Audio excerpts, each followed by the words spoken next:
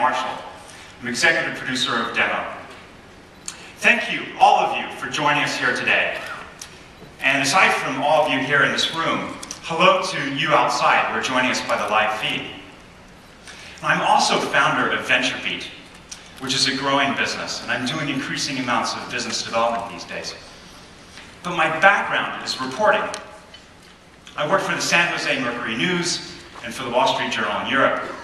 And when you're a reporter, you always have that same hat on. You're always looking for the story.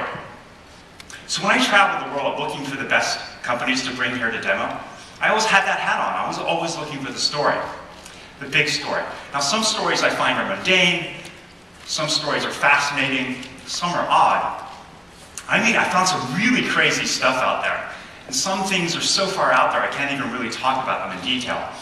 So if you want to meet me after lunch to hear about high-tech swabs for body parts, or mad Russian engineers, time machines, or secret biopolymer boxes that Apple's building to ship their products, I'll be glad to entertain you. But as interesting as some of these stories are, there was a bigger story. It wasn't a single story that I was looking for and hearing, but it was an aggregate of stories that I was hearing. And it's cutting across the entire economy. And that's the story of social. Now, it's affecting the world in ways that a lot of us can imagine. But social is also affecting things behind the scenes in ways we may not be aware of. So let me tell you what I'm referring to. If I say the word social sharing or social networking, what company comes to mind? Facebook. Any others? So, Facebook. Why is Facebook associated with social? Well, it's the fastest growing company for a reason. It has 600 million users tied together in a grouping of people across the planet, the largest grouping of people. Facebook went from not existing 7 years ago to being worth $40 billion, actually $50 billion, according to the latest private investors valuing the company. That's unprecedented. Now, when I say fastest growing and unprecedented, what do I mean by that? Let's put that into context. Let's look at a few companies in the past that we're aware of, familiar with, before the computer age, in circa 1980, before Internet 1.0. What are some of the fastest companies you can think of? Name a few. Amazon. Amazon. Okay. But I want pre-1980. Any others that were really fast companies? Think of the big companies that you were thinking of. What? GE. Walmart. Sun Microsystems. Yeah, okay, so let's take Walmart. Sam Walton opened his first store 60 years ago. You know what? It took almost 30 years to reach $1 billion. It was 29 years at $1.2 billion. IBM. So I was born in 1966. Late 1966, or 60s and 70s, there was one company that symbolized fast growth, big company, right? IBM was a breakthrough company that symbolized that. The poster child. How long did it take, Big Blue, do you think, to reach $1 billion in sales? It was a juggernaut, right? I mean, it must have been making $1 trillion at some point. But IBM was first created in 1911, 100 years ago. It took almost 46 years to reach $1 billion in gross income. That's almost half a century. Now, I know this isn't apples to apples, right? I mean, because of inflation, and dollar-to-dollar comparison isn't the same. But let's use it as a rough measure. $1 billion in revenue. Facebook hit $1.86 billion, I think that's the word on the street. Almost $2 billion within 6 years. IBM took half a century. So hugely successful companies take a very long time to grow.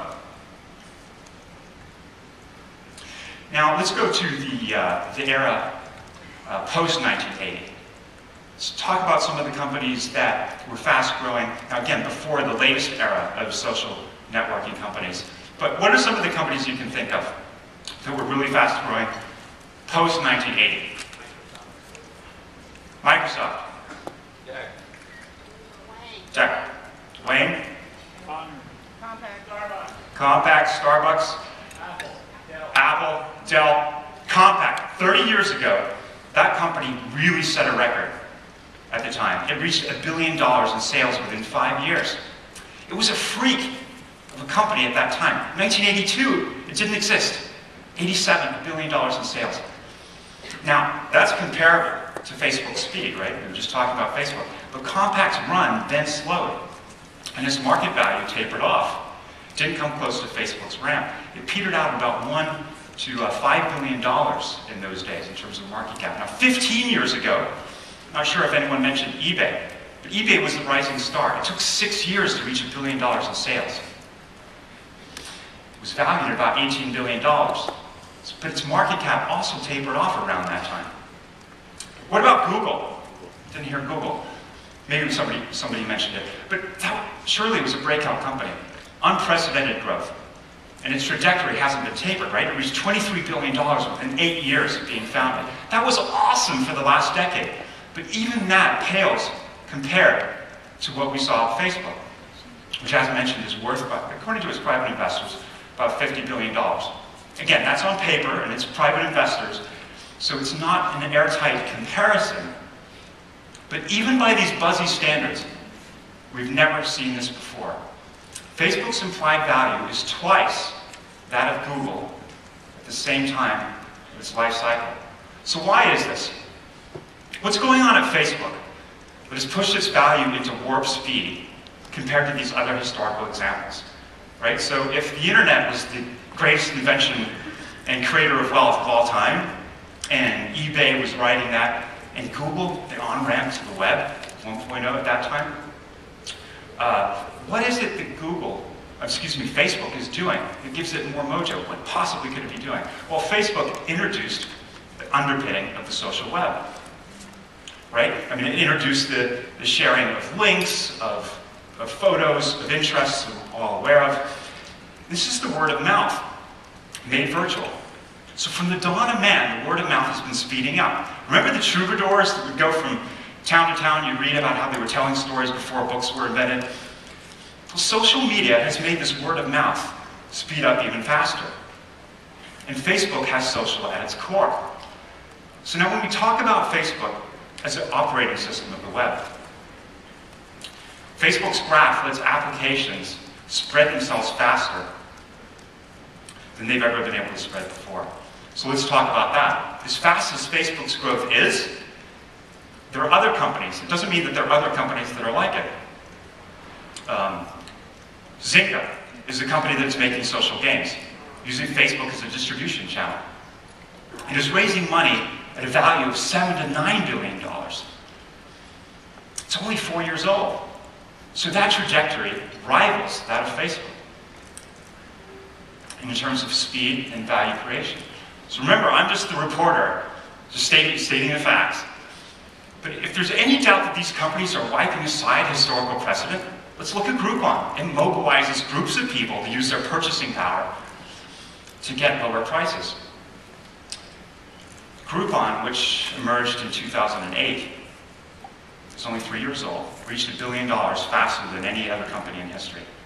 So now I mentioned Twitter, or I haven't mentioned Twitter. It's still trying to find its business model, right? But it's got 195 million users. So these companies, Facebook, Zynga, Groupon, and Twitter, they're all showing how the social wave of the web has created a historical precedent. These are companies built with social at their core, and they're growing faster than any companies we've seen before. But the social trend is not limited to companies that have social at their core. All businesses need to apply social to succeed these days. If you're looking to grow your company, you need to take heed. Little of significance is being created without social. Now, social is transforming all other industries, right? Even those you think would be far away from social. And take the boring hardware industry, for example. Intel, the largest semiconductor company, is busy optimizing chips to work efficiently with the back end of social networks. Right? Older companies, Microsoft, Amazon isn't so not known for being particularly social, are providing companies like Zynga with cloud services to handle their billions of social interactions. And widen the lens even more, and you begin to see how social is changing things like politics.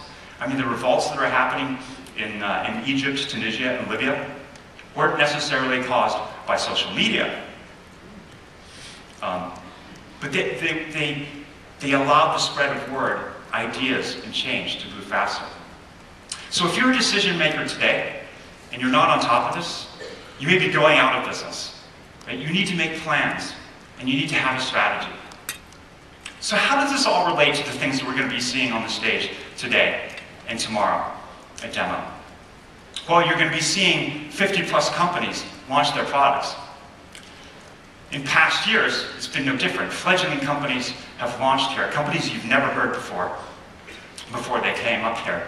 Companies including Salesforce, Palm, WebEx, VMware, Netscape. They took the world by surprise after launching on stage, and they grew into billion-dollar companies and had huge impact. Today, the only difference with this new group of companies that's coming up here is that they're growing faster, and they're probably using social as a major role in that. Even those that don't have social at their core, they're going to be doing things like applying social marketing techniques to get ahead in new ways.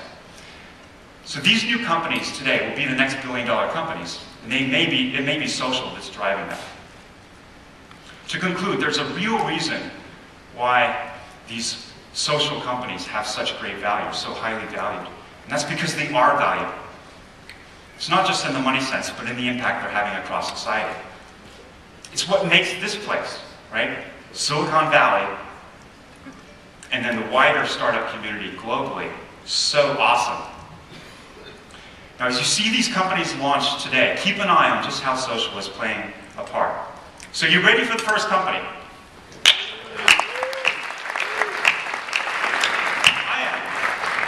We are. I think we're ready for the first company. So the first company is making it easier to manage your family life, no matter where you are. Please welcome the first company, AboutOne.com.